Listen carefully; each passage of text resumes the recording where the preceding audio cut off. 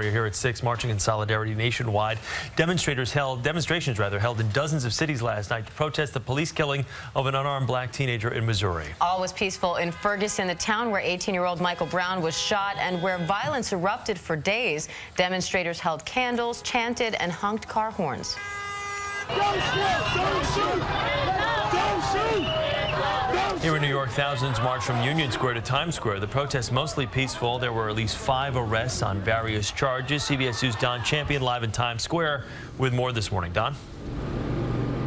Well, as you mentioned, Chris, those protesters were mostly peaceful as they made their way to Times Square here. But this morning, several people do face charges of disorderly conduct. Chopper 2 hovered high above as thousands marched from Union Square to Times Square Thursday night, the protest calling for justice in the shooting death of Michael Brown.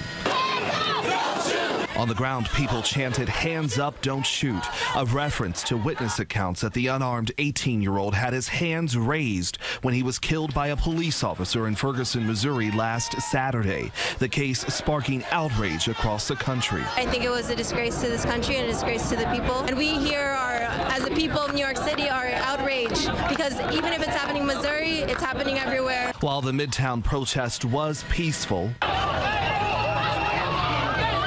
the march did turn chaotic as officers tried controlling the flow of marchers with orange netting. At one point, several people were seen being taken into custody, but in the end, the NYPD says only 5 arrests were made.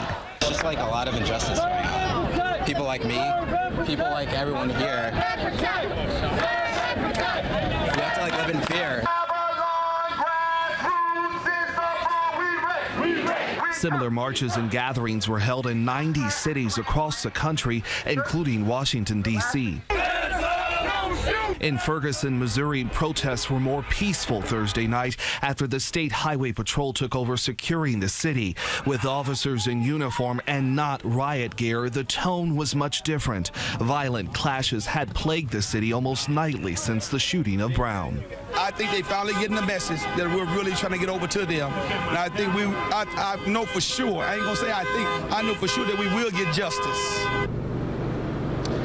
And this morning, there are reports that later today, the Ferguson Police Department does plan on identifying the officer who killed Brown. You may recall the department has faced harsh criticism in the past few days for a lack of transparency. Meantime, the FBI says its investigation into the shooting continues. We're live in Times Square. Don Champion, CBS 2 News. All right, Don, thank you.